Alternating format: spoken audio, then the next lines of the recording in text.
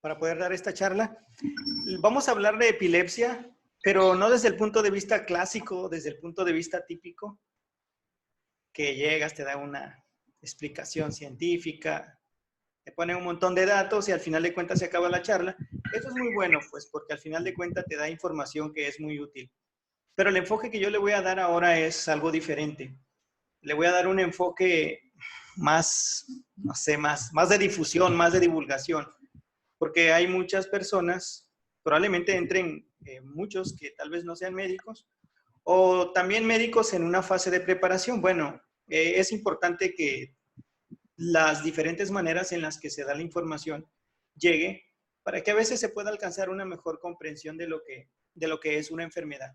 Y en este caso, pues de lo que es el fenómeno epiléptico. Esta plática le he dado con algunos cambios, a veces meto casos, pongo casos.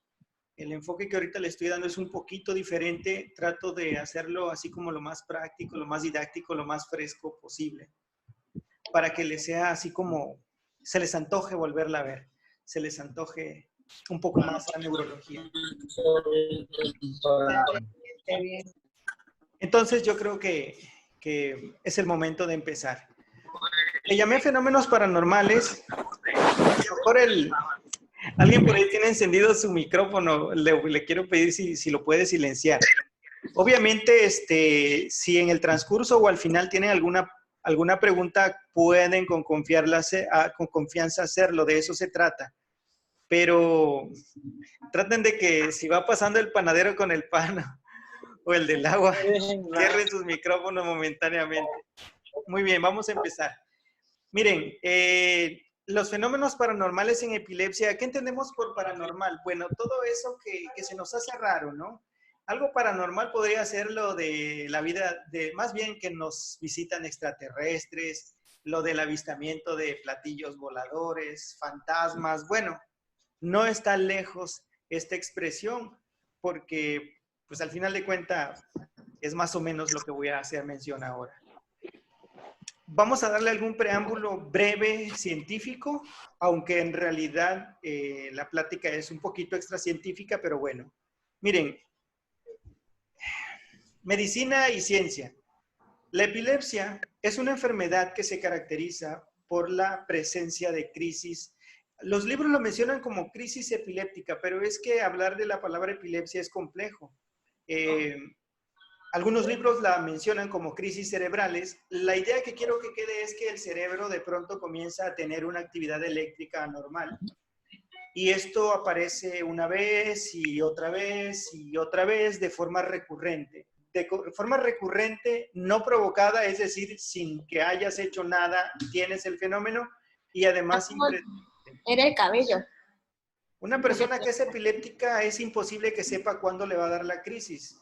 Virtualmente solo Dios lo sabe. Entonces, digamos que eso vendría siendo el contexto de lo que es una epilepsia. Sin embargo, hay otro contexto, otra expresión que es la crisis convulsiva. Una crisis convulsiva, o más bien una crisis, es un fenómeno. Cuando la persona tiene crisis de forma recurrente es donde se llama epilepsia, pero cuando tiene un fenómeno, puede ser incluso un fenómeno único. Dicen los libros que 5 a 20 personas de cada 100. Imaginemos que aquí en esta charla juntamos 100, por lo menos 5 a 20 de los que estamos habremos de tener una convulsión justo antes de morir, en cualquier momento de la vida, en la niñez, en la adolescencia, en la juventud. Entonces, la crisis convulsiva es la presencia de una descarga eléctrica en el cerebro. Miren, nosotros, nuestras ideas, pensamientos, sentimientos, emociones, movimiento, lenguaje, todo es actividad cerebral eléctrica, todo. El hecho de que yo esté hablando con ustedes, eso es actividad eléctrica cerebral. Sin embargo, esta actividad eléctrica se da de manera organizada. Si les tuviera que dar una palabra para expresar cómo es más o menos esa actividad eléctrica, es como si las neuronas hablara una, hablara otra y se ponen de acuerdo. Es como si en el cerebro reinara una democracia. Le voy a pedir es que hay alguien que tiene el micrófono abierto, por favor. Está hablando de su pelo y todo. Bueno, ya luego se lo arregla. Bueno, habíamos comentado entonces que Esa es la actividad del cerebro normal, una serie de neuronas que se ponen de acuerdo para llevar a cabo una acción, escritura, lenguaje, comprensión. Pero cuando hay una actividad epiléptica, lo que sucede es, o una actividad anormal o una crisis, es que comienza a haber una descarga eléctrica. Digamos que esta que era una democracia donde las neuronas trabajaban poniéndose de acuerdo, una sola toma el control y comienza una actividad eléctrica anormal. Digamos que como si fuese un circuito eléctrico, como si esto fuera prácticamente el inicio de una quemazón en la red eléctrica. Más o menos es lo que sucede. Y es autolimitada porque la neurona comienza a descargar y descargar y descargar, pero en algún momento cesa. En los neurotransmisores, la energía que tiene la neurona se acaba. Y en ese momento la crisis debe desaparecer. No puede una crisis durar por siempre. Por eso se llama autolimitada. Pero en el mundo de la fisiología todos los eventos son autolimitados. Pongamos un ejemplo. Yo tengo hambre. Voy a comer. No puedo comer indefinidamente. En algún momento me voy a saciar y el apetito se va a quitar. Así funciona. Una persona trabaja, va a trabajar, no puede trabajar indefinidamente. En algún momento se acabará su energía y tendrá que entrar en reposo. Esa es la fisiología de la neurona, por eso la descarga eléctrica se autolimita.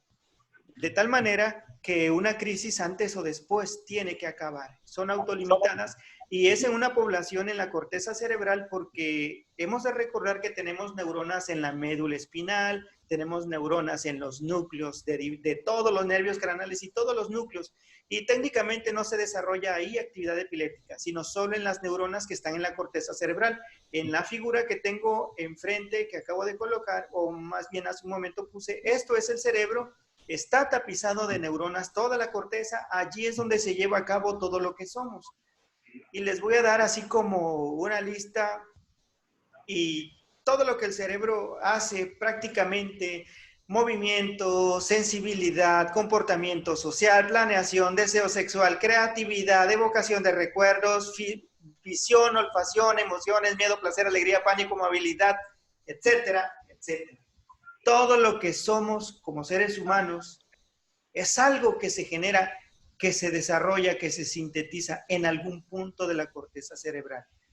Todas las imágenes que le puse allí evocan más o menos eso.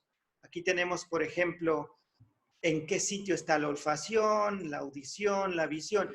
Y estas figuras que puse allí no están puestas de forma aleatoria, solamente para rellenar, sino en teoría, ese es el sitio que le corresponde en la corteza cerebral. Entonces, si esto yo se lo extrapolo a lo que acabo de mencionar de una epilepsia, bueno, aquí me apoyé de un GIF que encontré en internet. Vean, ¿qué tal y yo le pongo una descarga eléctrica en esa área? ¿Qué área es? Es el área de la sensibilidad. Este paciente desarrollará una crisis en donde tendrá un fenómeno, una alteración sensitiva momentánea que durará 1 minuto, 2, 3, lo que dura una crisis. Pero si por el contrario le quiero poner un foco en otro sitio, vamos a ponérselo aquí, en el área de la audición, esa persona tendrá alucinaciones auditivas. Si este paciente llega a tener un foco epiléptico en otro sitio, por ejemplo, vean esta señorita, oh dioses, si llegara a tener una crisis, probablemente tenga un momento donde tenga un comportamiento, no sé, de hipersexualidad, de seducción, algo fuera de lo normal, un comportamiento inusual, digamos que se despide de su pudor momentáneamente. Eso puede ser una actividad epiléptica. Pongamos otro sitio. Aquí, por ejemplo, estoy colocando la descarga en el área de la olfacción. Una persona con una lesión en el área de la olfacción, ay, ya la perdí. Aquí está. Desarrollará alucinaciones olfatorias. Hay casos así. Aquí estoy colocando una en el área de la visión. Esta persona tendrá alucinaciones visuales. Y aquí donde están estos dos niños que puse en la fotografía, vamos a poner un episodio epiléptico en esa zona desarrollará alteraciones en el recuerdo. Tal vez la persona perciba recordar lo que no ha vivido. Eso se llama un déjà vu.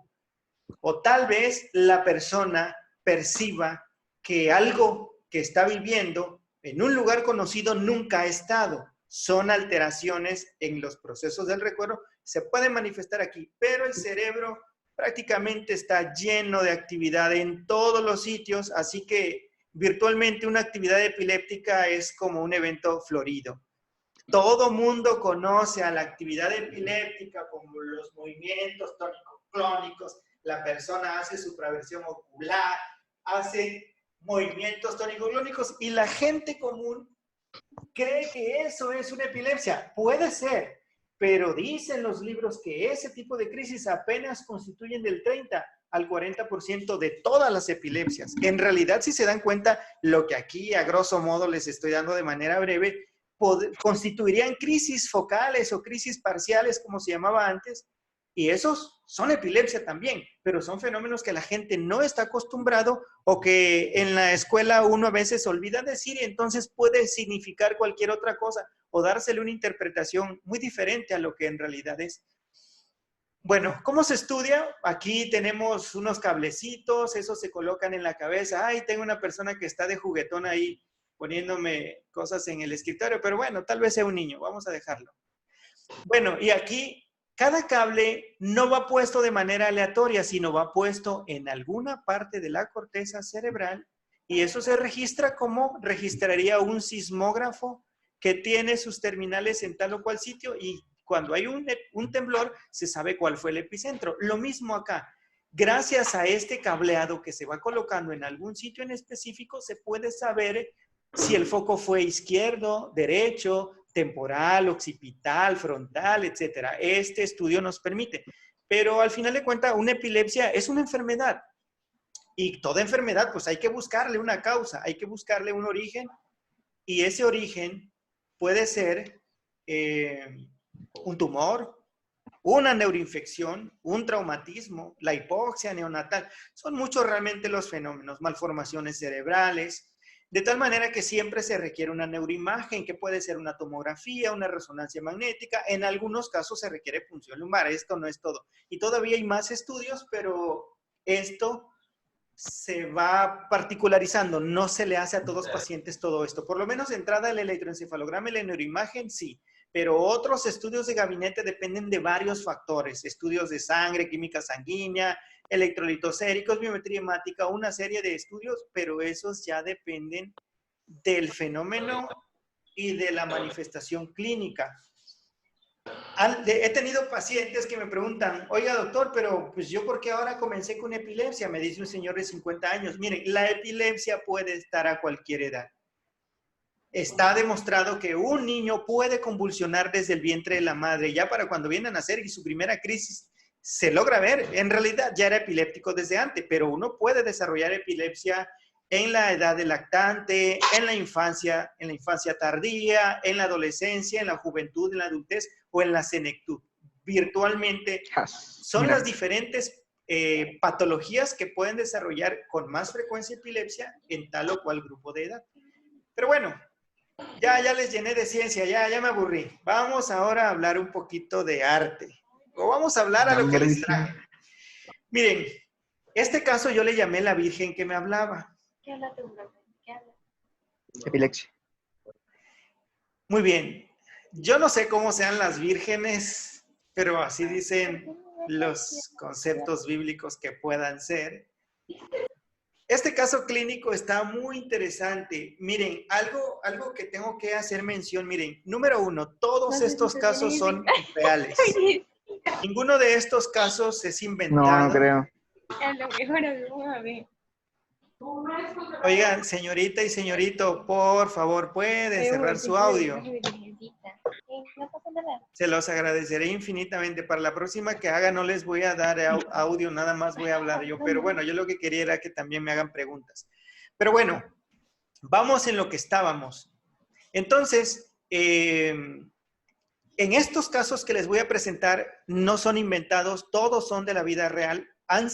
Me los he encontrado en algún momento cuando fui residente de medicina interna, de neurología, o ya en mi vida profesional como neurólogo, pero todos son casos interesantes. Independientemente de que aquí le haga una adaptación, los diálogos fueron prácticamente reales. Quizá una pequeña adaptación Y más allá de que los casos den oportunidad para que nos riamos y eso, obviamente quiero que sepan que esto es con el debido respeto que a la enfermedad y que los pacientes merecen. Obviamente, pues no pongo la identidad de ningún paciente porque la finalidad aquí no es ventanear nada, sino así como expandir un poco más lo que queramos que se sepa de la epilepsia. Miren, este era un varón de 40 años, diestro. En neurología sí es importante saber si es diestro o es siniestro, porque eso puede ayudar a decir si hay alguna alteración neurológica previa, ¿no? Católico, casado, carpintero, estudió secundaria. Este paciente no tenía ninguna relevancia, no tomaba alcohol, no fumaba, sin ninguna enfermedad, diabetes, hipertensión. Y a él fue mandado a la consulta en el hospital donde estoy por presentar crisis convulsiva tónico-clónico generalizada. O sea, técnicamente había sido un evento, no le habían dejado manejo. Quizá lo correcto es que el médico de primer contacto deje manejo, pero bueno, con que me lo haya mandado ya se gana bastante. ¿Y qué pasó con el caso? Bueno, vino acompañado por su esposa y ella, en el caso de la epilepsia, el paciente da datos valiosos, pero muchas veces los datos también los otorga el acompañante, porque no es raro que crisis el paciente pierda la noción del tiempo, pierda la comprensión, pierde el estado de alerta y el paciente nunca se entera realmente qué es lo que pasa. Por eso, en la semiología de la epilepsia es fundamental interrogar a un familiar. Por eso es que es relevante también este caso. Bueno, ¿qué es lo que pasaba? Comienza esto, fue lo que, recreando lo que ocurrió en el consultorio. Mire, ¿usted se acuerda del evento? Le pregunté al paciente y él me contesta, no me acuerdo de nada, doctor. Lo único que sé es que me desperté en la clínica con el cuerpo adolorido y la lengua mordida y me hice pipí. Esta es una descripción muy frecuente en la epilepsia. Cuando una persona tiene crisis tónico-clónico generalizadas, no siempre, pero se puede morder la lengua, casi siempre en los lados. No siempre, pero puede haber pérdida urinaria. Puede incluso haber pérdida fecal. No siempre, pero puede ocurrir. De tal manera que cuando una persona llegue con ustedes con epilepsia, eso es lo que hay que preguntar. ¿Qué sucede si un paciente se supone que tiene crisis y jamás se ha mordido la lengua, jamás se ha miccionado, jamás se ha defecado? Seguramente no es epilepsia, o por lo menos hay datos para dudar que eso sea una epilepsia. Bueno, esto que me dijo es sólido, definitivamente sí es una epilepsia. ¿Había alguien con usted cuando le pasó el evento por el cual le enviaron conmigo? Le pregunté y él me dice, sí, doctor. Dijo la esposa, yo estaba con él. Y entonces, ¿y qué fue lo que pasó? ¿Qué es lo que vio usted? Le pregunté ya a la esposa porque pues el paciente simplemente perdió la alerta. Y dice, pues ese día estaba trabajando normal. Se quedó mirando fijo y luego cayó al suelo y comenzó a ponerse duro. O sea, el paciente pues no tenga la mente cochambrosa como de algunos alumnos que tengo, pero bueno. Entonces después comenzó a moverse, me dice la familiar, la esposa, los ojos se le fueron hacia arriba. Obviamente tuvo una supraversión ocular. Como que le costaba respirar. Es clásico que un paciente en un evento epiléptico, algunos libros describen que hay una hiperextensión, o más bien una contracción de los músculos intercostales con un cierre del epiglotis y puede haber una inspiración forzada sin entrada de aire. Y luego comienza el fenómeno. Como el paciente se queda momentáneamente sin respirar, no es raro que algunos pacientes puedan presentar sutil cianosis o notable cianosis incluso, dificultad para respirar. Entonces, y ya le pregunto yo, antes de que pasara lo que me acaba de narrar, ¿hubo algo raro que usted sintiera? Le pregunté al paciente. Esto es importante porque antes de que suceda el evento convulsivo, el evento epiléptico, puede haber algo. Antes decían, no, pues es un aura que avisa que la epilepsia va a venir. No, no es un aura. Lo que sucede es que, ¿se acuerdan cuando les puse el esquema de la epilepsia y se lo puse en el área frontal, en el parietal? Bueno, fíjense que hay crisis que aparecen en un sitio, pero inmediatamente propagan a todo el cerebro. Y en ese momento la persona convulsiona. O sea, de tener un foco epiléptico en un sitio temporal, frontal, parietal, occipital, se generaliza. Y esta pregunta es crucial porque te permite saber si el foco de la crisis está en el lóbulo occipital, temporal, frontal, parietal. Entonces te da un dato de focalización y así Cuando tú vayas a buscar una causa, ya vas a saber a dónde vas a voltear a ver cuando veas la tomografía o la resonancia. Entonces, por eso le pregunté si sintió algo, si percibió algo, y entonces él dice, sí, doctor, tuve una de mis visiones. Y eso me llamó la atención. Órale, ¿a qué se refiere con eso? Explíqueme, le dije yo. Y entonces me dice, bueno, doctor, intervino su esposa. Lo que pasa es que él está bendito. Pero yo no sé si sea bendito o bendecido, pero y le digo, bueno, ¿y eso qué cosa es? A ver, cuénteme. A ver, ¿cómo está eso de que está bendito o bendecido? Le dije yo. Y entonces me narran ellos, lo que pasa, doctor, es que desde que yo tenía como 12 años comencé a ver a la Virgen. Y digo, oh my God. A ver, ¿a qué virgen comenzó a ver usted? Le pregunté yo. O sea, a lo mejor parezca absurdo que uno pregunte eso, pero en el consultorio todo se vale. Y a veces no sabemos si el paciente tiene una noción psiquiátrica, alguna otra situación, de tal manera que una sintomatología de este tipo le tenemos que dar seriedad, aunque realmente estemos pensando que es algo absurdo, ¿no? A la Virgen María, doctor, me dice el paciente que vio.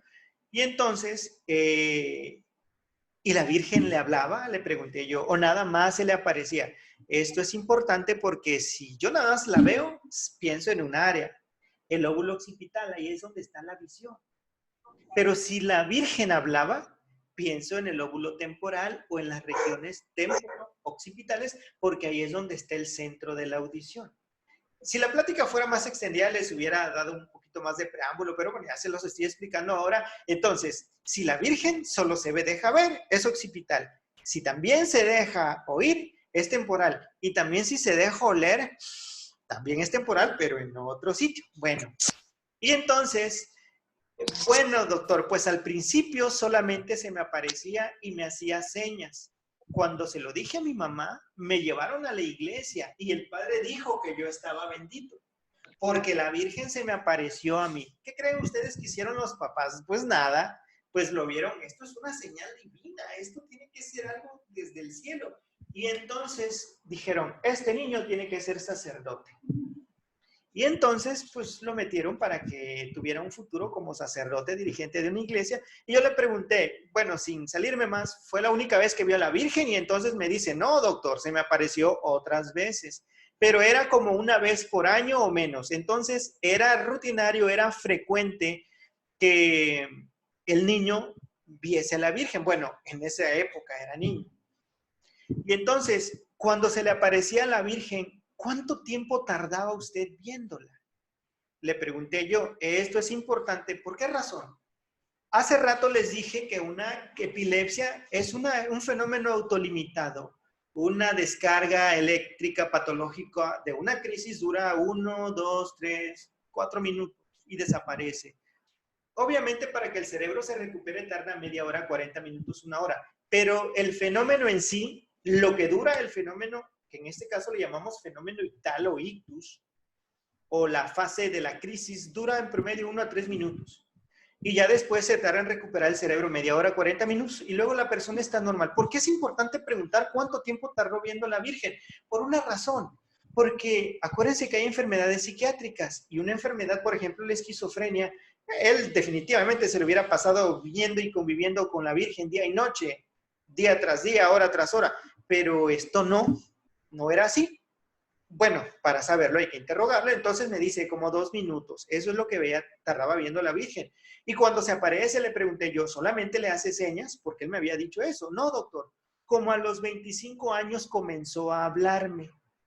Interesante. Pero era como si yo escuchara un montón de voces y ruidos de martillos en mis oídos. Yo le pregunté si él decía que la Virgen le hablaba. Yo le pregunté, ¿te daba algún mensaje? Él me dice, no, doctor, solamente escuchaba yo voces, pero no estaban estructurados. Esto también es importante porque puede hacer cierta diferencia con una enfermedad psiquiátrica. En la enfermedad psiquiátrica casi siempre las voces te dan una orden o tienen un mensaje en sí. Pero en el fenómeno epiléptico solamente son voces que se escuchan, pero el paciente no logra descifrar concretamente. Bueno, en este caso, le pregunto, ¿fue la única vez que la Virgen se le apareció? Bueno, perdón. Se regresó la diapositiva, bueno. Y cuando comenzó a hablarle, ¿qué le decía a la Virgen? No sé, porque yo no entendía nada. pero ya después empezó a darme miedo porque no solo la veía yo, sino que también veía animales y cosas que nunca he visto en mi vida. Yo incluso veía gente que ya murió. Y entonces, o sea, la Virgen se le deformó totalmente y fue usted con algún doctor por eso. Y entonces me dice, no, doctor, volví a ir a la iglesia, pero me dijeron que era Satanás, que estaba tratando de confundirme y tuve que volverme religioso. Les voy a explicar. ¿Se acuerdan cuando les dije que había visto a la Virgen y que se lo dijeron al sacerdote y los familiares pensaron que era una señal divina? Bueno, lo metieron a monaguillo. El niño de 8, 10, 11 años se metió de monaguillo, ahí estaba religiosamente, pero ya saben cómo son los adolescentes. Llegando a los 13, 14, 15 años, se aburrió de ir a la iglesia, comenzó a fumar, comenzó a desvelarse, comenzó a beber, ya saben. ¿Y por qué es relevante esto? Porque el fenómeno epiléptico tiene fenómenos desencadenantes. Una persona con epilepsia no puede tomar, no puede consumir tabaco, café, alcohol, bebidas con café o cafeína y no puede desvelarse. Todos estos son fenómenos que irritan al cerebro y que hacen que una epilepsia preexistente se agrave. O si un paciente está con tratamiento de epilepsia, probablemente el tratamiento no responda. Por eso, siempre es importante cuando tenemos un paciente que se descontrola la crisis preguntar, ¿ha tomado café? ¿Ha fumado? ¿Ha tomado alcohol? ¿Se ha desvelado? ¿Ha suspendido el tratamiento? Entonces, este chico, cuando estaba en la iglesia, pues tenía una conducta intachable, pero tan pronto la dejó, empezó a desvelarse, a fumar, a beber, ¿y qué creen? Todos estos son fenómenos alteradores de la fisiología neuronal. Es obvio que un foco epiléptico lo iba a alterar, lo iba a descontrolar. Y eso fue lo que pasó. La Virgen de ser vista comenzó a ser oída, porque el foco, la explicación es que propagó. Y seguramente ocurrió o fue a otras áreas del lóbulo temporal porque él ya comenzó a tener miedo, lo que originalmente no tenía. Entonces, no sé si el miedo era porque veía a los demonios o porque además de ver demonios, le evocaba una sensación de miedo. Suele suceder. Entonces, aquí es donde hay que pensar que el mismo fenómeno está siendo causado porque la enfermedad ya propagó a otras áreas del cerebro. Bueno, entonces se volvió a meter a la iglesia. Esto era, no sé, quizá la imagen del demonio que él veía y aquí puse otra. No sé, no me da miedo, pero siempre que se me aparezcan de día y con testigo que solito, tal vez sí me dé miedo. Pero bueno, dejé de beber, dejé de parrandear, dejé de fumar y gracias a Dios ya casi no se me aparecen los demonios, ni escucho ruidos. Pero dice que tampoco veía a la Virgen, o sea, la dejó de ver, o sea, ¿cuándo vio por última vez a la Virgen? El asunto es que él me dice, hace como unos 8 meses, y la vez que dice mi mujer que me dio el ataque, vi a la Virgen, oí ruidos y ya no supe más de mí, como dijo Juan Gabriel. Entonces, esto fue un fenómeno que acabó propagando a todo el cerebro y fue lo que causó la crisis tónico-clónico generalizada. Entonces, la explicación sería esta. El paciente inicialmente tuvo alucinaciones visuales. En el transcurso de los años comenzó alucinaciones auditivas, porque están cerca esas funciones del cerebro. A él se le hizo una tomografía, obviamente esto ya fue después. En la tomografía se reveló una malformación arteriovenosa. Una malformación arteriovenosa es una malformación de los vasos que se forman entre la tercera y la cuarta semana de la vida intrauterina. El niño seguramente ya nació así, bueno, más bien nació así. Sin embargo, no había dado manifestaciones hasta la niñez. Entonces, en realidad, su virgen, ¿de dónde venía? De una alteración anatómica en el lóbulo occipital en la cercanía de la función con el lóbulo temporal. Y el electroencefalograma que se le hizo, lo de los cablecitos, efectivamente mostró que en ese sitio había una actividad irritativa anormal, había una actividad patológica y eso explicaba a la perfección las alucinaciones visuales, las alucinaciones auditivas e incluso el miedo que comenzó a sentir ya en los últimos eventos. Bueno, obviamente la crisis generalizada que mencioné al principio, pues ya fue la generalización de una crisis que no fue controlada y no fue diagnosticada a tiempo. Y esto que tenemos aquí, pues fue el esquema de medicamento pues, que se le dejó, que es difenilidantoína, pero bueno, no vamos a entrar en los detalles, en los pormenores de las dosis, eso sería muy bueno para otra plática, para no extendernos demasiado. El diagnóstico final fue una epilepsia tónico-clónico generalizada, bueno, con un foco, con un inicio focal y después secundariamente generalizada por una enfermedad que es una malformación arteriovenosa. Este otro caso está interesante, la micción premonitoria. A ver, ¿cuántos de los que están aquí escuchándome alguna vez ha hecho pipí y que la pipí le adivina el futuro? Yo creo que nadie, ¿no? Bueno, este caso así es. Este fue en el Instituto de Neurología donde yo me formé, estaba yo de R2, R1, no me acuerdo bien, un paciente de 22 años, soltero, diestro, católico. 2 años antes tenía ataques epilépticos, las crisis tónico-clónicas.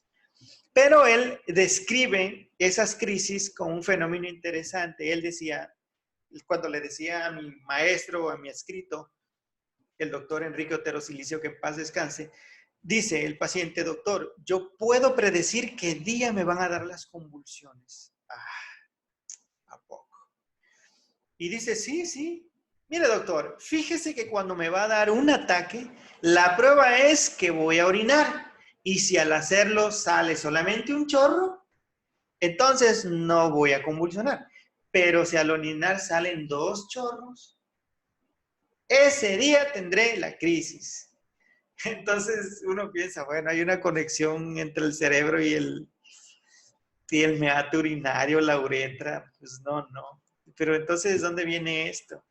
Pero ese día sucedió algo realmente interesante, ¿no? En el interrogatorio su familiar le preguntó algunos datos, o sea, se le preguntaron datos, pero en algún momento de la consulta, el paciente dice: doctor, ¿me da permiso de ir al baño? Y le digo, bueno, vaya, le dijimos. Y entonces, yendo al baño, se escuchó un golpe. Obviamente, pues fue la familiar y luego nos dijo: doctor, pues, convulsionó. Y entonces, ¿qué fue lo que pasó con este caso? Este es más breve que el anterior. Bueno, sucede lo siguiente. A este paciente, cuando se le estudió, se demostró que tenía un foco epiléptico en el lóbulo temporal. Y la secuencia era más o menos así. Él pidió permiso para ir al baño, se escuchó un golpe y convulsionó. Lo que sucede aquí fue esto. El paciente lo que tenía eran crisis focales o crisis parciales, con síntomas vegetativos. Ese síntoma vegetativo era esa sensación como de ir a miccionar. Y entonces, pero el foco todavía no le alteraba la conciencia, o sea, ya sentía ganas de orinar, pero no le alteraba la conciencia, por eso él pidió permiso. Y entonces, ¿qué pasó después? Pues el mismo foco propagó, le daba ganas de miccionar, todavía alcanzaba a ir al baño, y lo que sucede acto seguido es que tenía una propagación al lóbulo temporal. Aunque no lo mencioné en las diapos iniciales, el lóbulo temporal tenemos la percepción del tiempo. Nosotros sabemos o estimamos cuánto tiempo ha pasado en el lóbulo temporal, más o menos en la región medial. Entonces, otras conexiones, sobre todo relativamente cercanas a donde está la micción, está lo de la mirada conjugada. No es raro que una persona pueda tener, el cerebro así es caprichoso, podríamos decirlo, que en un momento dado hacía diplopia y estrabismo. Entonces, el fenómeno visceral de miccionar lo acompañaba de comenzar a hacer pipí y ya parece entonces ya se le alteraba la conjugación de la mirada.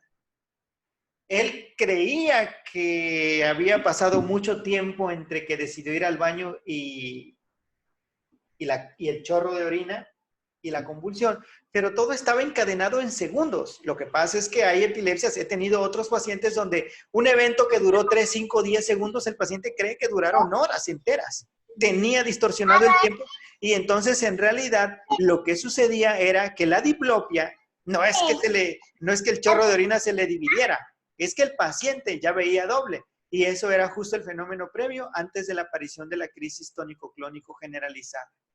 A este paciente, obviamente, también era una crisis focal con manifestaciones viscerales que secundariamente generalizaba. Así de simple. Este otro caso lo llamé el duende que no lo era. Este caso está buenísimo. Casi siempre cuando vi las clases es uno que me gusta sacar a colación. Yo no sé si los duendes no existen desde mi punto de vista, pero la imaginación del ser humano es grande. Eh, Aquí tenemos a un duende. Aquí tenemos una alegoría de lo que también podría ser, pero bueno, este caso viene así. Es un hombre de 17 años, solo llegó a la primaria, es empleado, es católico y es diestro. Él viene porque hace 3 años comenzó a tener crisis convulsiva tónico-clónico generalizada, las que ya hemos mencionado. Pero sus ataques en promedio era uno cada 3 a 4 meses. Esa era, digamos que, la rutina. Él no era disciplinado en el tratamiento. Cuando tenemos un paciente con epilepsia, tenemos que investigar cuál ha sido su historial clínico. Este paciente, fíjense que tuvo aparentemente hipoxia perinatal. No fue atendido en hospital, sino por partera. Entonces, teóricamente había tenido esa dificultad. Han de saber que la hipoxia neonatal es una de las razones por las cuales se dañan neuronas y puede luego aparecer epilepsia. Obviamente hay pacientes que tuvieron hipoxia neonatal y no desarrollan tal cosa, o pacientes que tienen epilepsia sin haber tenido hipoxia neonatal, hay cierta correlación, pero hay otras causas de epilepsia. Bueno, cuando interrogamos al papá, porque hay que interrogar, oiga, y había alguna manifestación rara, inusual, entonces me dice, doctor, a este muchacho cuando era niño lo perdí el duende. Ay, a ver, ¿cómo está eso? Qué interesante. Entonces, ¿a qué se refiere usted con eso de que le perdí el duende? Y entonces me dice, sí, doctor, a veces estaba jugando con sus hermanos o amiguitos y de pronto se quedaba mirando hacia el monte. De hecho, me narró que en una ocasión, o más bien la primera ocasión, este niño estaba jugando canica, estaba con sus compañeritos, estaba prácticamente midiendo cuarta, y entonces cuando estaba a punto de lanzar la canica, el niño levantó la cabeza, soltó las canicas, levantó la mano y comenzó a caminar. Obviamente los compañeritos, el vecinito y los hermanos no, bueno, ¿esto qué es? Se les hizo raro. Llamaron al papá, papá, y yo le digo, no, pues, ¿qué pasó? Ve, mira, no sé, el paciente, vamos a poner que se llamaba Luis, no sé cómo se llama, pero es lo de menos. Y entonces lo llamaban y el niño desconectado. El niño se fue caminando a los montes, a los montazales. Regresó ya entrandito la noche. Bueno, ellos estaban jugando en la tarde, estaba entrando casi la noche, fue como 1 hora. Y el niño salió todo rasguñado con la ropita ligeramente rota, ¿no? Pero bueno, hay que pensar que se pudo haber trabado en uno de los árboles, de las ramas, ¿no? Y entonces, cuando regresó le preguntaron, oye, ¿qué pasó? ¿Dónde fuiste? El niño dice, no sé, yo no me acuerdo. Lo último que él recordaba es que estaba jugando canica y de ahí fuera no sabía más, ¿no? Entonces, él ni se percataba de nada. Entonces, es lo que les menciono. Y yo le pregunté, bueno, ¿y cada cuánto lo perdía el duende? Y dice, pues como 2 a 3 veces al año, doctor. Estamos hablando que era cada 4, cada 6 meses que el duende lo perdía. ¿Y cuándo lo perdió la última vez el duende? Hace unos 3 años, doctor. Gracias a que el padre fue a bendecirnos la casa y el patio. Ellos eran de una comunidad rural. No les voy a decir el municipio, pero bueno, fue de municipio aquí en Tabasco. Entonces, pensaron que era una posesión demoníaca o algo así, un duende. Entonces, al ir a hacer eso, se supone que había mejorado, pero la realidad es que como convulsionó, ya lo habían llevado y ya le habían dejado un cierto manejo. Miren, el paciente tuvo hipoxia neonatal. Ya mencionamos que es una de las causas que pueden llevar a epilepsia. Los eventos que lo extraviaba el duende realmente eran crisis parciales complejas, que son una variedad de crisis en donde la persona sigue despierto, pero la persona ya está desconectada. En una crisis focal compleja o parcial compleja, la persona puede hacer cosas, yo no sé si ahí me están apreciando, la persona puede tener eventos como este, puede empezar a caminar en círculos, La persona puede quedarse viendo a un punto, parpadear. La persona puede empezar a hacer como que mastica, a tragar en seco, lamerse los labios. La persona puede hacer cosas raras como rascarse las manos. El paciente no se percata. Todo esto se les llaman automatismos. Y no es raro que puedan ser parte de un fenómeno parcial complejo. Todo lo que está aconteciendo la persona no se da cuenta. Esta persona es capaz de caminar, miren, puede ir caminando en la calle, atravesar una avenida y lo atropellan, no se da por enterado, porque va en automático, digamos. Entonces, este niño, realmente eso es lo que ocurría. Y ese era el duende. Generalmente, después de una crisis parcial compleja, el cerebro queda atarantado, confundido. Vuelven a recuperarse los neurotransmisores y el cerebro vuelve a la normalidad, pero más o menos de media hora, 40 minutos a una hora, que era el tiempo en el que ya el chavito ya estaba lúcido. Y entonces, estas crisis duraban 1 a 3 minutos, pero el fenómeno de posictal, es decir, ya acabó la crisis, pero el cerebro no se recupera 20 a 60 minutos, según lo mencionan los libros. Entonces, el duende dejó de perderlo justo cuando inició el medicamento antiepilético hace 3 años, más o menos a la par de que el sacerdote le fue a bendecir el domicilio, porque en realidad ellos creyeron que la convulsión fue una actividad más malévola del duende. Ellos permitían que el duende lo perdiera de vez en cuando, pero ya que lo hiciera tirarse al suelo, ya no, ya llamaron, pero en realidad pues fue el fármaco antiepiléptico que le dejaron. Entonces, él tuvo una epilepsia, se catalogó secundaria hipoxia neonatal porque los estudios de gabinete no revelaron nada. Entonces, eran crisis parciales complejas y secundariamente generalizada. Aquí nada más, para mencionar algo, yo le pregunté al papá, oiga, tengo una pregunta. ¿Y en todos estos años que a su hijo lo ha perdido el duende, usted nunca fue para agarrarle, hijito, ¿no? Para que ya no fuera allá a los montes? Y me dice el papá, para que el duende me perdiera a mí también. No, gracias, doctor, que lo perdiera él nada más. Siempre le digo a mis alumnos, Pablo no quiere un papá así como ese, pero bueno. Y este caso es verídico, o sea, nada me lo estoy inventando. Ahorita vamos con algo que es una crisis del placer. Oh my God. Pero bueno, en realidad es que estaba comiéndose su chocolatito, no piensen mal. Miren, este caso viene así. Lo conocí en el Instituto de Neurología, mi alma mater, mi casa. Es una mujer de 40 años, hipertensa, diestra, católica, ama de casa, soltera, apenas estudió la primaria y no se sabía la historia perinatal. Se presumía hipoxia, pero pues igual eso a veces no se puede demostrar, ¿no? La información las dio su hermana, porque la paciente cuando vino, todavía vino atarantada, vino en posictal más bien, esa es la expresión correcta. Pero a medida que interrogábamos a la hermana y revisábamos el expediente que estaba de este vuelo, ya nos dimos cuenta de todo el escenario. Miren, ella tenía epilepsia con ataques generalizados 1 a 2 por mes, pero era manejada con un fármaco, difenilidantoína, pues era el que ella podía pagar. Pues hay muchos tipos de fármaco. La fenilidantoína es un buen fármaco. Claro, hay muchos otros, pero bueno, este es como de los más baratos. La paciente tenía mal apego al tratamiento. Miren, esta paciente se conocía epiléptica de muchos años atrás y siempre venía al Instituto de Neurología por descontrol de crisis. Que lo sepan, la causa más frecuente de descontrol de crisis en el mundo es la falta de apego al tratamiento. Cuando un paciente llega con convulsión y se sabía epiléptico, pregúntenle. Y 9 de cada 10 les dirá, bueno, 8 de cada 10, 7 de cada 10. Doctor, es que suspendí el tratamiento. Y este caso no fue la excepción. Y entonces, como cualquier otro paciente, le preguntamos, oiga, ¿y por qué dejó de tomar el medicamento? Y entonces la señora me sale con algo interesante que es digno de que esté aquí, por eso se los estoy presentando. Señora, usted sabe que no debe dejar de tomar su medicamento, porque si lo hace, entonces vuelve a convulsionar, le dije yo.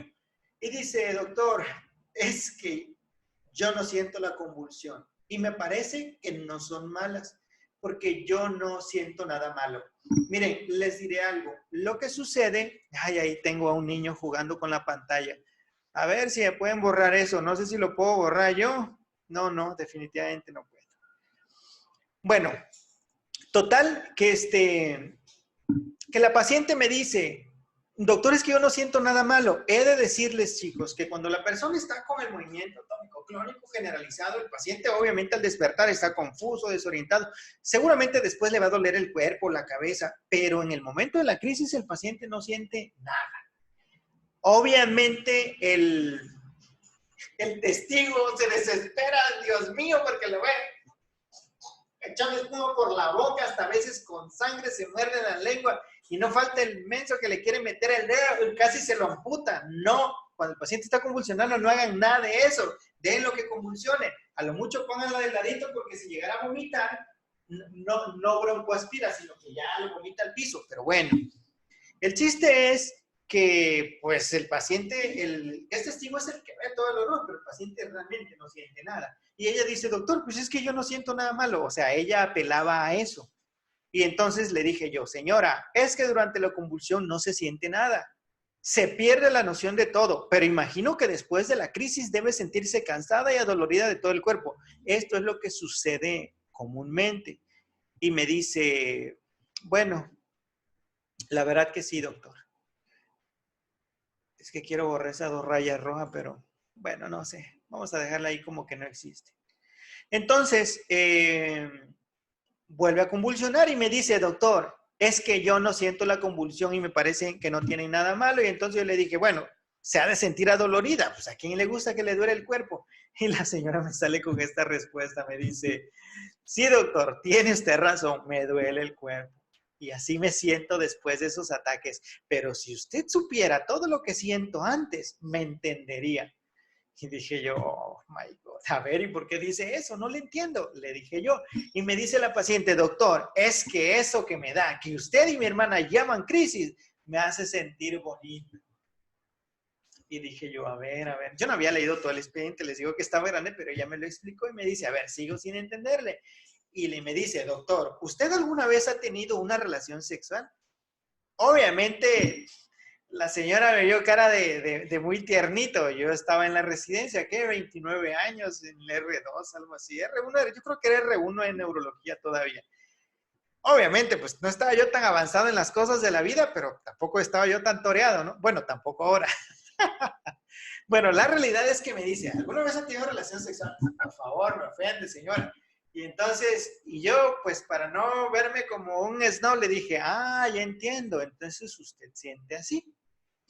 Y me dice, no, doctor, yo no siento así, yo siento 1000 veces más que eso.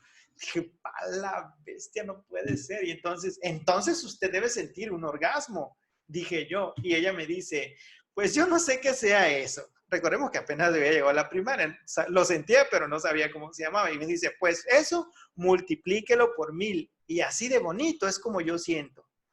Le entiendo, pero de todas maneras, eso le dura pocos segundos. Miren, ya con esta explicación que me dice la señora, ya sé dónde está el foco. Suele suceder que en las regiones mediales del lóbulo temporal están las estructuras que se pueden relacionar a la sensación y a la percepción del placer.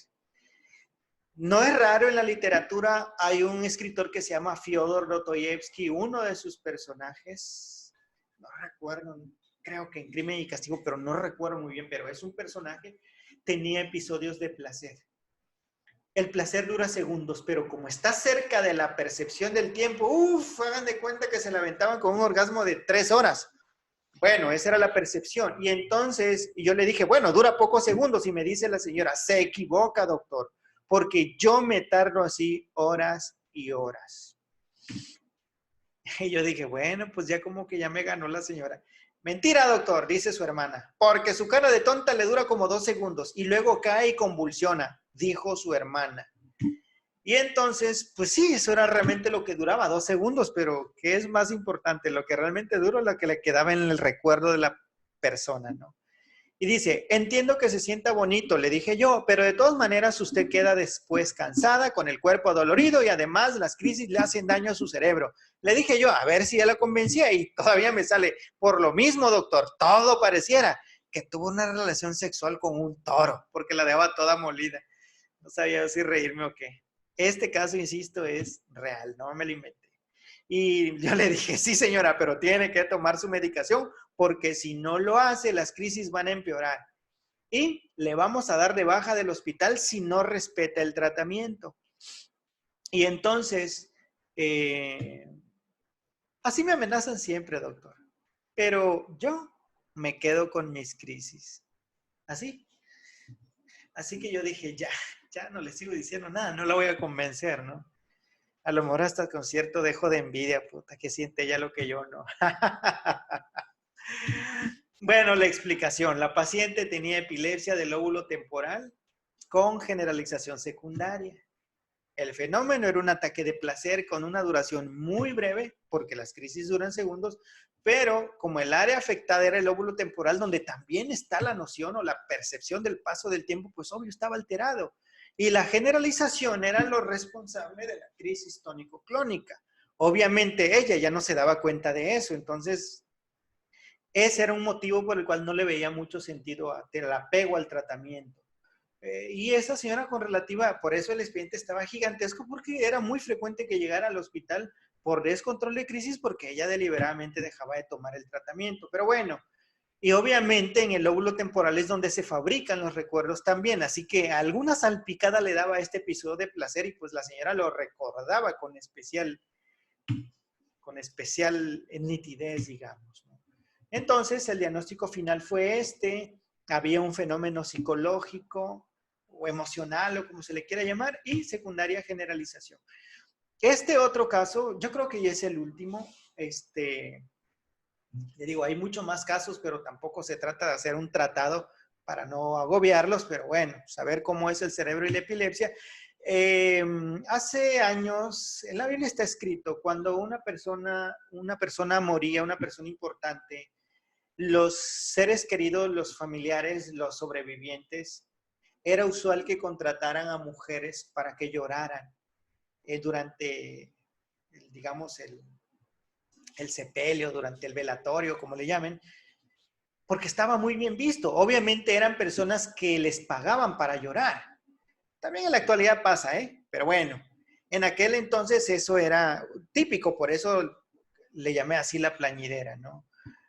Miren, este caso era una mujer de 30 años, soltera, zurda, empleada de mostrador, estudió bachiller, no tenía ningún antecedente patológico relevante y ella comenzó un año atrás con crisis tónico-clónico generalizadas. Tenía una cada 3 meses más o menos, pero tenía 2 meses que los ataques eran mensuales.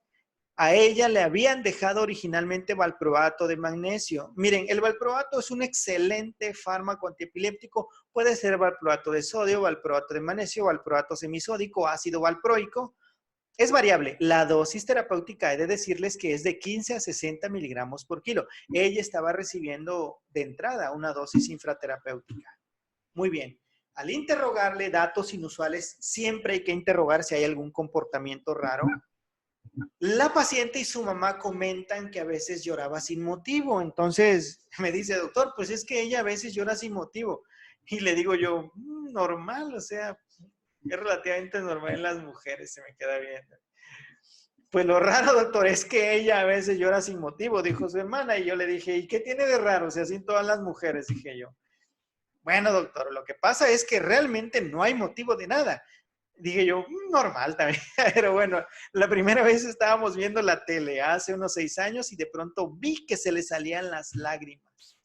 Y yo le pregunté, ¿y por qué llorabas? ¿Tú recuerdas eso?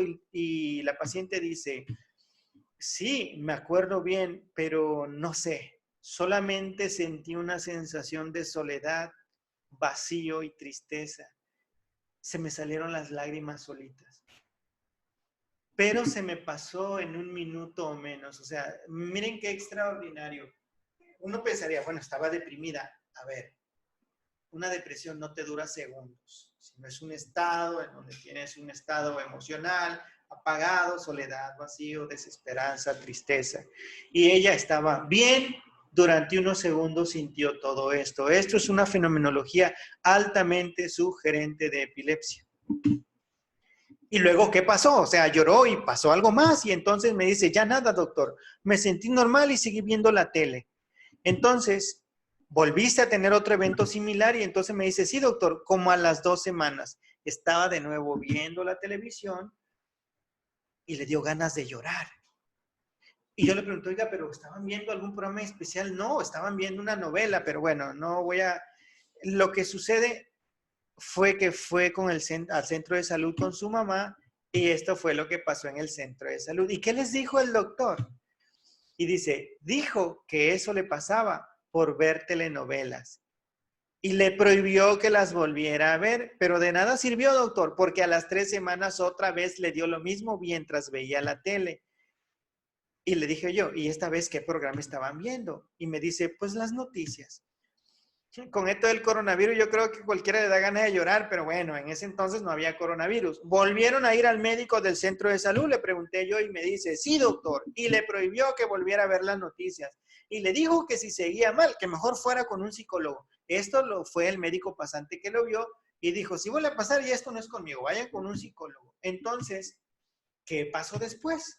Como al mes volvió a darle otro evento, estaban viendo la tele, fue con el doctor, bueno, ya no fueron con el doctor, sino fueron al psicólogo y les narró lo anterior, shalala, pasó esto la primera vez, la segunda. Y entonces, ¿qué les dijo el psicólogo? Miren, el psicólogo le dijo, ¿saben qué? Pues es que yo no le encuentro nada, mejor llévenla a un psiquiatra. Y entonces, ¿y qué les dijo el psiquiatra? Entonces, este fue en un hospital que conozco aquí en Villahermosa, pero que no voy a decir. Y el psiquiatra le dijo, tampoco voy a decir porque yo ni sé quién es, pero bueno, lo que necesita su hija es marido. Y cuando se case va a ver cómo se le quitan las crisis. O sea, como que le hacía falta algo, digo, entonces le digo yo, ¿y qué hicieron entonces? Desaparecieron los eventos y entonces dice, pues nos pareció que el que necesitaba marido era él. En cuanto a los llantos, le siguieron dando, doctor, pero ya les daba una vez al mes o cada 2 meses, pero ya lo tomamos como normal, o sea, desesperanzados que el pasante no pasó a más. El psicólogo dijo que no tenía nada y el psiquiatra la mandó a que tuviera hombre. Entonces, ya, doctor, ya le daba, ya esto lo vimos como normal, ya ni nos preocupamos, teniendo un fenómeno patológico. Bueno, el doctor del centro de salud y el psiquiatra le dejaron algún medicamento, ninguno, doctor. Nosotros pensamos que era muy sensible y le daba por llorar y ya lo dejamos por la paz. Y todo iba bien hasta que apareció la epilepsia, me refiere la paciente. Y entonces, hasta que apareció la epilepsia, no, todo el tiempo fue epilepsia. Desde el primer evento la paciente tuvo manifestaciones afectivas, autonómicas porque se le salían las lágrimas y obviamente el estado anímico, la duración breve y la ausencia de otros datos hacían sospechar que esto era una variedad de epilepsia, no un fenómeno de depresión. Obviamente cuando tuvo la crisis generalizada, pues ya, seguramente el foco propagó. Acuérdense que estaba sin tratamiento, sin diagnóstico pues. Y obviamente, por fin salieron a la luz cuando fueron tonicoclónica generalizada, pero siempre fue convulsión. ¿Qué hice yo?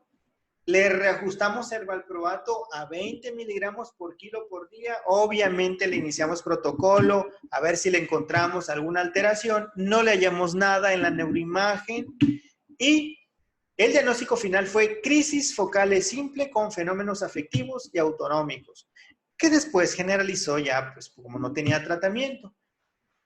Y pues ya nos llegamos a la parte final.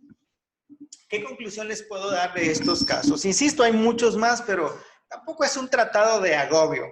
Era nada más para darle una probadita de la epilepsia. Miren, cuando el paciente refiere un síntoma extraño, increíble, inusual, que dé para reírse o que sea extravagante, siempre hay que considerar una lesión cerebral como la causa directa. Y además, siempre vale la pena una revisión neurológica cuando los datos vertidos por el paciente no tienen mucho sentido desde la lógica. Y para finalizar, miren, cuando un duende se aparezca, una virgen se nos ponga de frente, cuando vivimos una experiencia extravagante y mágica, puede que el cerebro no esté bien. Y colorín colorado, esta charla se ha terminado. Yo les pido disculpa por esas rayas que están ahí enfrente, pero alguien me las puso. Es que es la primera vez que doy una charla así con abierta, ¿no? Ya cuando me perfeccione, les voy a amarrar las manos para que no me hagan esto. ¿Tienen alguna duda, alguna pregunta? Ahora sí, abran sus micrófonos. Soy todo oídos. Doctor, A ver. ¿qué tan cerca podría estar el área donde la persona tuvo las crisis, donde tenía manifestaciones afectivas? ¿Qué tan cerca del área que da, por ejemplo, una crisis elástica? Podrían estar muy cerca, ¿no? Claro. Mire, de hecho, es que estoy viendo aquí donde aparezco yo, si soy visible o invisible, pero bueno.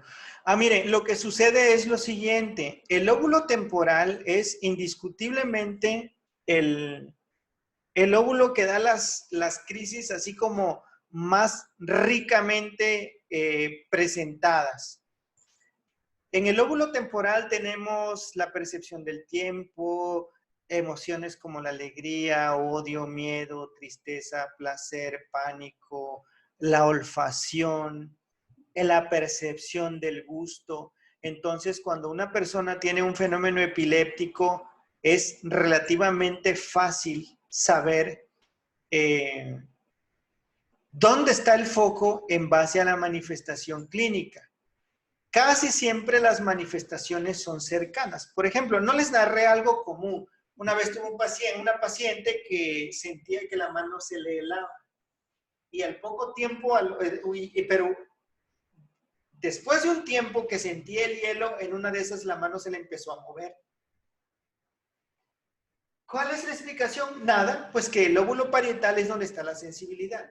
Está la cisura de Rolando y adelante está el área de Broca, pero el área de movimiento. Entonces, simplemente el foco se propagó y fue donde comenzó a moverse. Entonces, casi siempre las manifestaciones extra que pueda dar son propagación al foco cercano, pero a veces puede ir a un foco un poquito más lejano mientras que no generalice, porque una vez que ya generalizó, la crisis es una tónico-clónica generalizada como la mayoría de las personas la conocen. ¿Alguna otra pregunta? Que ya se lo saben todo. ¿Alguna otra duda? ¿Algo más? Insisto, no hablé tanto de mecanismo fisiopatológico porque la plática se supone que es más de divulgación, más algo ameno, una charla más relax que agobiar con mucha información científica.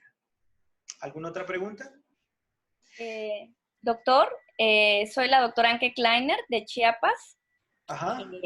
Le agradezco que nos haya pues dado el link para sumarnos a su plática, porque pues nosotros también estamos aquí desde la Universidad Pablo Guardado Chávez con los chicos viendo el tema, pues uno de los temas es epilepsia, y pues esta plática la recuerdo siempre con mucho cariño y agrado por lo dinámica y por lo fácil de entender que es, y sobre todo para recalcarle a todos los estudiantes que esas manifestaciones bizarras, cuando son repetitivas, estereotipadas, y se vuelven a presentar, pues hay que darles valor, porque lo primero que viene siempre va a ser dudar, salir con comentarios pues desatinados y siempre pues de esa naturaleza, ¿no? Como la que de repente escuchamos, y invalidamos al paciente cuando en realidad pues siempre había estado la crisis, y hasta que se presenta el fenómeno motor, el fenómeno convulsivo, pues es que reaccionamos de que el paciente lo que tiene es una epilepsia con crisis ya convulsivas, cuando siempre había estado, pero no tenía manifestaciones convulsivas. Pues le agradezco, ¿no?, que se haya sumado a que nos compartieran estos casos. Veo que está grabada porque algunos alumnos me comentaron de que ya no pudieron unirse porque pues era un máximo de 100, ¿no? Entonces veo que fue muy concurrida la plática. Ya la grabación la podrán ver después los compañeros.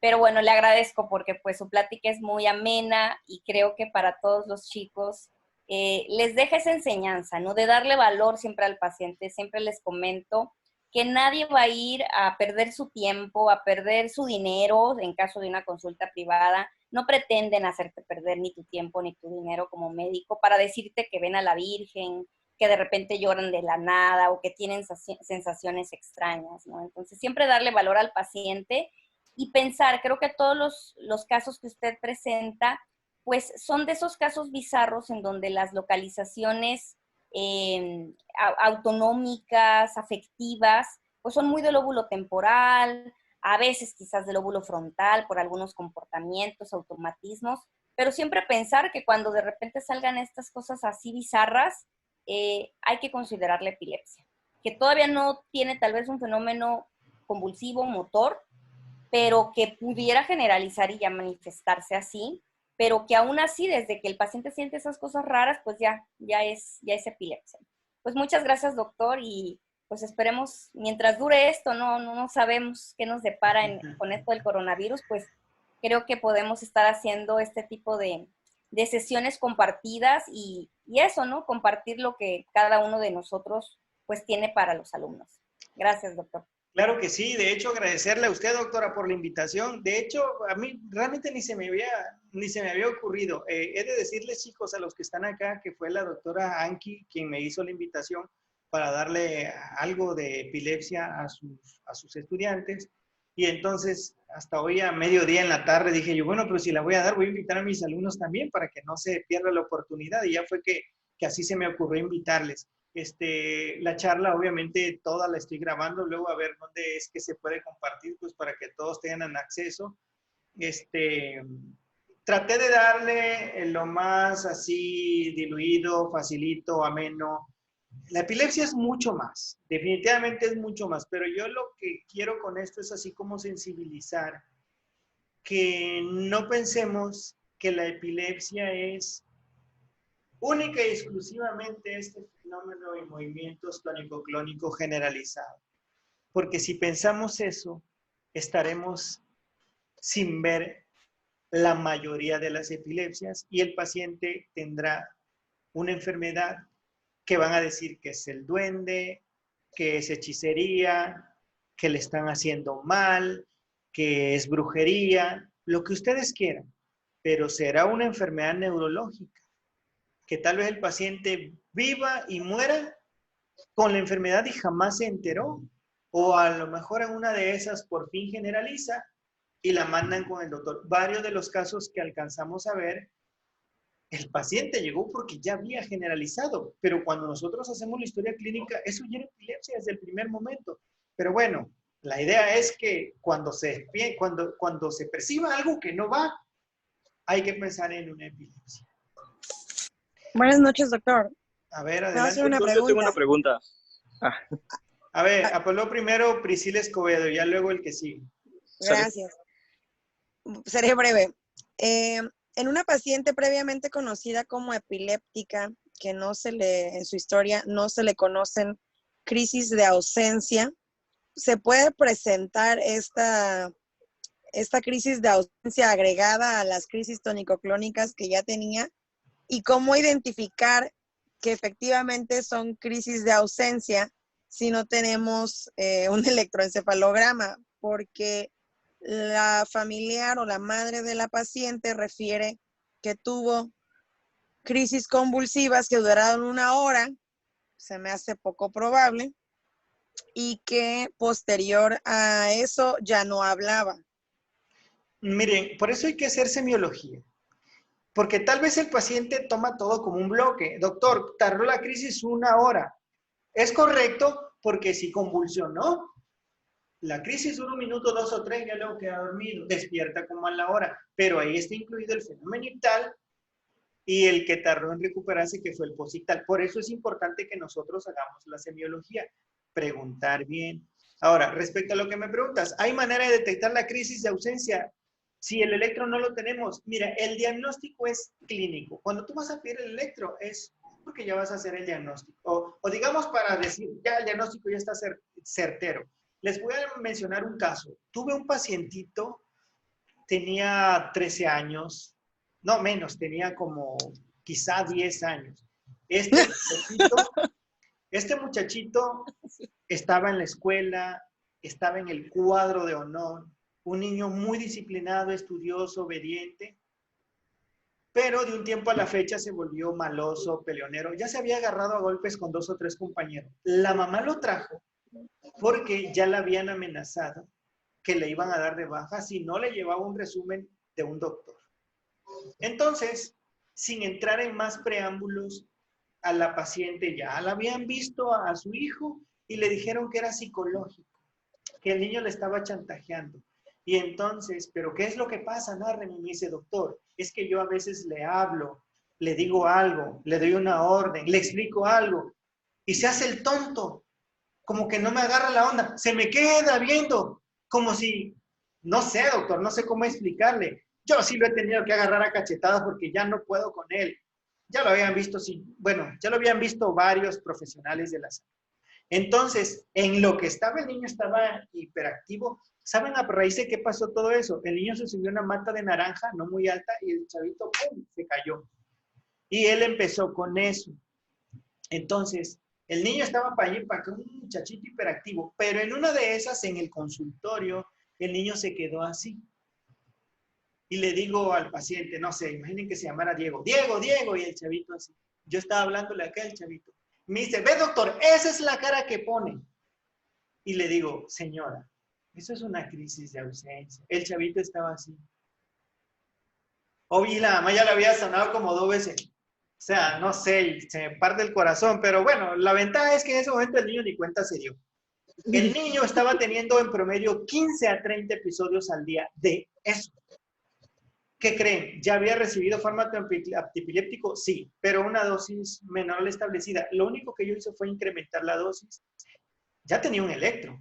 ¿Y qué creen que reportaba el electro? Normal. ¿Cómo puede ser así? No hay, no, o sea, no tiene nada de extraordinario. ¿Por qué? Porque agarrar a una epilepsia es como agarrar a un ladrón.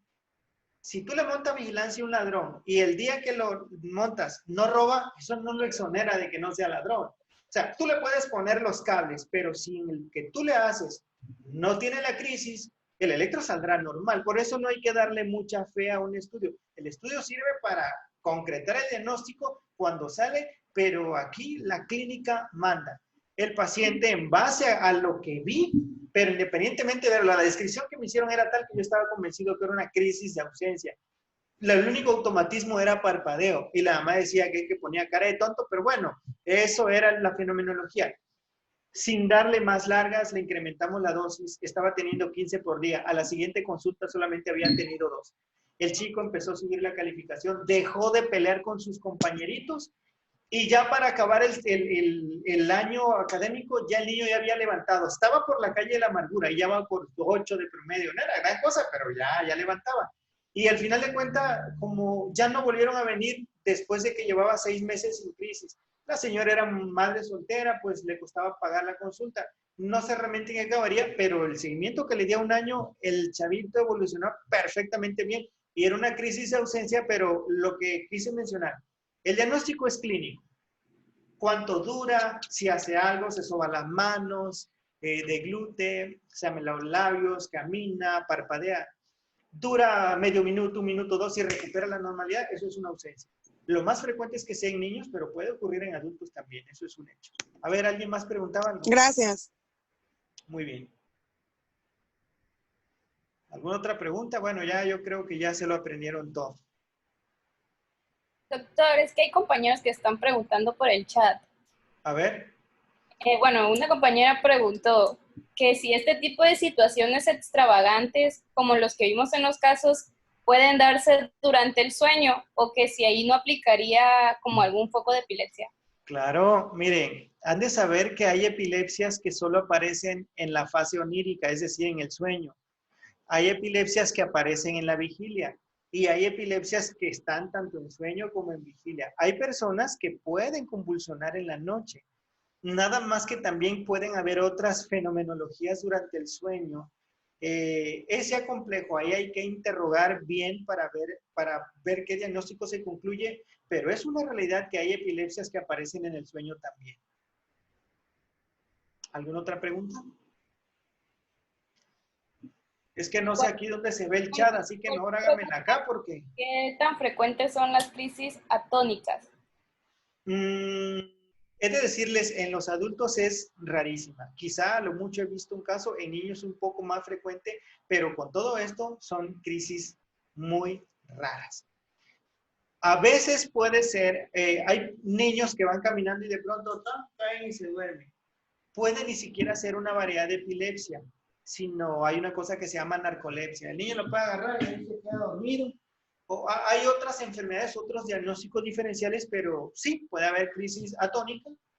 Hay una pérdida súbita del tono, pero son raras. ¿Dónde es más frecuente en niños? Y aún así es rara. Aunque creo que la doctora Anki ve un poco más de niños, no sé con qué frecuencia, pero es realmente algo raro. Sí, bueno, para complementar, las crisis atónicas sobre todo son vistas en la consulta con más frecuencia relacionadas al síndrome de Lennox-Gastaut, como parte de todo el tipo de crisis que hay en esta epilepsia edad dependiente. Creo que como manifestación en otro tipo de epilepsias, en el adulto, en otros grupos etarios es más infrecuente. Realmente solamente lo he visto relacionado al síndrome de Lennox-Gastaut. Excelente. Pero bueno, si hubo síndrome de West y luego cambian las crisis y sigue con muchas crisis, es probable que entre a Lennox-Gastaut y en una de las crisis que presente, pues sean crisis atónicas, ¿no? Les decía yo a mis chicos que a veces es algo común ver a estos niños con un casquito hecho de, pues de material moldeable porque se caen sorpresivamente. Se caen a donde lo agarran, se pueden lastimar el cráneo. Sí. Entonces, en el Teletón, ahí donde trabajo, algunos casos de niños ya veo que cuando viene el niño con el casquito, pues es uno de los niños que tiene Lennox-Gastaut, ¿no? Porque tienden a ser muy frecuentes en ese grupo de epilepsia, ¿no? En ese diagnóstico. Pero creo que como epilepsia tal cual, o sea, que la manifestación solamente sean crisis atónicas es infrecuente y sería de todos modos más en relación a edades pediátricas. Ok, perfecto, gracias. ¿Alguna otra pregunta? Muy bien, pues en vista del éxito obtenido, yo nada más me queda despedirle, agradecerle al doctor Anki por esta invitación que no se me había ocurrido, pero bueno, qué bueno que me invitó para que ya se pudiera dar este evento. Ya si a futuro tenemos alguna otra charla, yo los estaré invitando y pues ya también a la doctora para ver si nos da a futuro algo también. Pues no, agradecerle nuevamente, muchas gracias y pues un gusto a todos los chicos que se reunieron, a ver cómo podemos, creo que en Zoom solamente es para 100, ¿no? Cuando es de forma gratuita. No, pero esta es de paga, así que... Ah, caray. Ah, pues sí. Ok. No, es que sí, hasta 100 llegó y de repente sí me comentaron que ya no pudieron unirse algunos chicos. Pero bueno, eso habla de que sí, tiene demanda, doctor, entonces es taquillero. Eso habla de que es taquillero, doctor. Muchas gracias.